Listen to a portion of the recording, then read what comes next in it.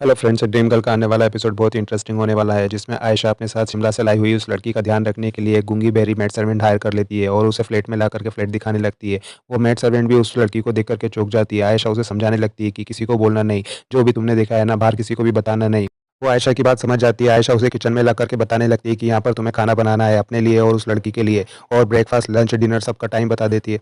Copy पर breakfast, lunch और dinner का टाइम लिख देती है और उसे समझाने लगती है कि अगर कोई सामान खत्म हो जाएगा ना तो मैं और लेकर के आ जाऊंगी, और उसे लाइट ऑफ रखने के लिए ही कहती है और चाहती है कि ये सोफ़ा है, इस पर तुम सो जाना और अंदर जो है ना उसे कमरे से बाहर मत निकल लेना, और कमरे का गेट खोल करके खाना उसको अंदर ही दे देना, लेकिन वो कमरे से बाहर नहीं आए इस बात का ध्यान रखना, और खिड़कियाँ भी खोलने से मना कर देती है और उसे एक फ़ोन दे देती है और उसे समझाती है कि अगर तुम्हें मुझसे कुछ कहना हो तो मुझे मैसेज कर देना। वो मेड भी अपना सर हिला करके हाँ कहती है और इशारा करती है कि मुझे मैसेज करना आता है। आयशा भी अपना मोबाइल नंबर उसके मोबाइल में सेव कर देती है और जाने से पहले उसे समझाने लगती है कि दरवाज़ा हमेशा लॉक करके ही रखना, कोई भी बाहर से नॉक करे तो दरवाज़ा मत खोलना, मैं जा रही हूँ, बाद में आऊँगी। और उस फ्लैट में उस मैड को उस लड़की के पास छोड़ करके चली जाती है। फिर करण भी लक्ष्मी को लेकर के सबसे कहने लगता है कि लक्ष्मी आ गई है आंटी अंकल। लक्ष्मी को देख करके सोना और प्रेम जी भी खुश हो जाते हैं और कहने लगते हैं बेटा तुम कहाँ चली गई थी, हमें बोल भी तो सकती थी, हम भी तो तुम्हारे पेरेंट्स जैसे ही हैं। करण सबको समझाने लगता है कि अंकल आंटी, ये आप सबको अपनी फैमिली मानने से हिचक रही थी और ये सोच रही थी कि ये सब चीज़ ये डिज़र्व नहीं करती है। ये सुनकर के प्रेम जी और सोना उसे सोफ़े पर बिठाते हैं और सँभालने लगते हैं और उसके लिए ठंडा मंगवाते हैं। सोना भी लक्ष्मी से कहने लगती है कि आज से मैं तुम्हारी माँ हूँ और ये तुम्हारा घर है। एहसान तो तुमने किया है इस घर की बहू बनने का फ़ैसला करके, आज के बाद कभी भी है ना तुम अपने आप को अकेला मत समझना और ये मत कहना कि तुम कुछ डिज़र्व नहीं करती हो। सोना की बातें सुनकर के लक्ष्मी भी मुस्कुराने लगती है। सोना प्रेम जी से कहने लगती है कि गलती तो मेरी थी, मैंने इसे गहने पहनवा दिए, मैं ही इसके पीछे पड़ गई। कभी बोला ये ड्रेस ट्राई कर लो तो कभी बोला वो ड्रेस ट्राई कर लो। लक्ष्मी को सॉरी बोलने लगती है। तभी करण भी कहने लगता है कि आंटी जी अब लक्ष्मी ठीक है, आप तो जल्दी से इसे रेडी कर दीजिए, हमारे पास टाइम कम है। और मानव भी लक्ष्मी को समझाने लगता है कि लक्ष्मी तुम जरा सा भी स्ट्रेस मत लेना, अगर तुम चाहो ना तो हम सिंपल सी एंगेजमेंट कर सकते हैं। उधर करण भी मानव और प्रेम जी को लेकर के सारी तैयारियों में लग जाता है और प्रेम जी से पूछने लगता है कि अंकल जी आपने पंडित जी से बात कर ली है क्या। मानव को बुला करके कहने लगता है कि जीजू, लक्ष्मी ने ये सब कुछ है ना स्ट्रेस में आकर के कर दिया है, वैसे भी लड़की अपनी शादी के लिए बहुत ही स्ट्रेस में आ जाती है। मानव भी करण से पूछने लगता है कि समर का कुछ पता चला है क्या, ऐसा लग रहा है जैसे लक्ष्मी की एंगेजमेंट है। तभी करण कहता है कि जीजू मुझे सिक्योरिटी गार्ड ने बताया था कि समर किसी दोस्त के साथ बाहर गया है, बाकी के अरेंजमेंट देखने में लग जाता है। मानव भी करण की तारीफ करने लगता है और कहता है कि तुम नहीं होते तो ये सारा अरेंजमेंट कैसे होता। करण भी कहता है कि जीजू आप चिंता मत करो, मैं हूं ना। लक्ष्मी भी उसे देख रही होती है और समझ रही होती है कि किस तरह से करण अपने चेहरे पर अपना दुख नहीं आने दे रहा है।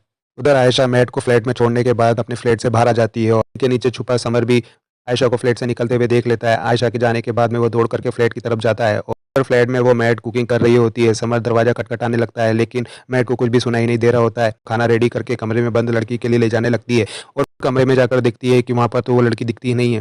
जैसे ही कमरे में जाती है उसे वो लड़की कहीं भी नहीं दिखती है। वो मैट परेशान होने लगती है और हॉल में जाकर के देखने लगती है। तभी उसे दरवाजे के बाहर किसी की होने की परछाई दिखने लगती है। प्लेट को रख करके दरवाजा खोलने के लिए आगे बढ़ने लगती है। तभी हॉल में छुपी वो लड़की मैट पर हमला कर देती है और अपने नाखूनों से उसको स्क्रैच कर देती है और वापस अपने कमरे में भाग जाती है। वो मैट खुद को संभालते हुए फ्लैट के दरवाजे की तरफ जाती है और जैसे ही दरवाजा खोलती है सामने समर होता है। समर भी उस मैट को देख करके पूछने लगता है कि आप यहाँ रहती है, लेकिन वह कुछ भी नहीं बोल पा रही होती है। समर जल्दी से फ्लैट के अंदर घुस जाता है और पूछने लगता है कि कौन कौन रहता है यहाँ पर वो मैट कुछ भी नहीं बोल रही होती। समर फिर से पूछने लगता है मैंने तुमको देखा है आयशा सरीन के साथ, आप मुझे बताइए कि आपका क्या रिश्ता है आयशा सरीन के साथ, आप आयशा सरीन को कैसे जानती हैं, कौन है आप, मैं जानना चाहता हूँ कि कौन कौन रहता है यहाँ पर।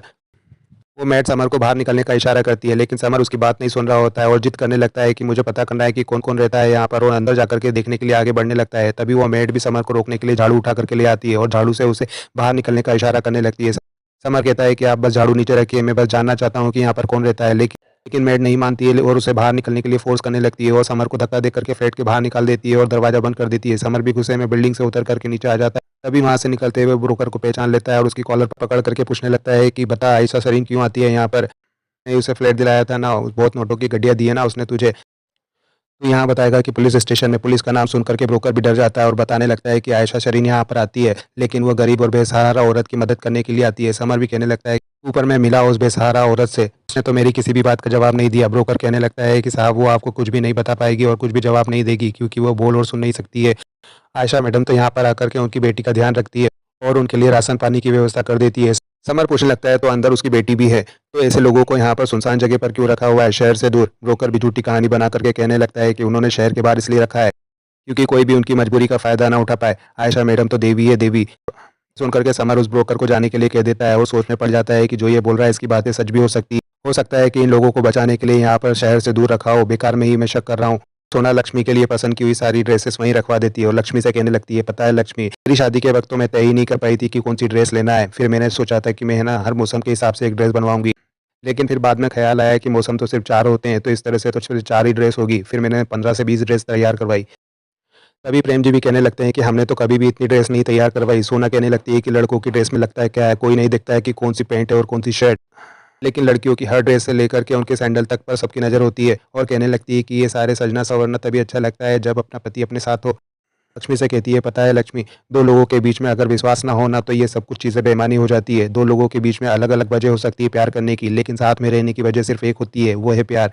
और बताने लगती है कि तुम्हें पता है, जब मैंने प्रेम जी को पहली बार देखा था ना, तभी मैंने तय कर लिया था कि मैं अपनी सारी उम्र उनके साथ ही बिताऊंगी, बिना किसी शर्त के। जिस तरह से तुम्हारा और समर का प्यार है, जैसे तुम दोनों एक दूसरे के बिना नहीं रह सकते हो ना। तभी समर भी वहाँ पर आ जाता है। प्रेम जी भी उसे देख करके कहने लगते हैं कि कितनी लंबी उम्र है इसकी, इसका नाम लिया और यह हाजिर हो गया। सोना भी पूछने लगती है कि समर तुम कहाँ थे। मानव भी आकर के कहने लगता है कि मुझे करण ने बताया था कि तुम अपने दोस्तों के साथ थे। समर करण की तरफ देखने लगता है और मानव को सर हिला करके हाँ कह देता है। लक्ष्मी भी समर को देख करके समर से कहने लगती है कि मुझे तुमसे कुछ बात करना है, 2 मिनट के लिए आओगे, और उसे साइड में लेकर के जाती है और घबराते हुए कहने लगती है। समर भी उसे घबराता हुआ देख करके कहने लगता है कि क्या हुआ लक्ष्मी, तुम इतनी घबराई हुई क्यों हो। लक्ष्मी भी कहने लगती है, कल हमारी एंगेजमेंट होने वाली है ना, इसलिए थोड़ी सी घबराहट हो रही है। करण भी आकर के उन लोगों की बातें सुन रहा होता है। समर लक्ष्मी से पूछने लगता है कि लक्ष्मी, तुम मुझे आराम से बताओ क्या हुआ है।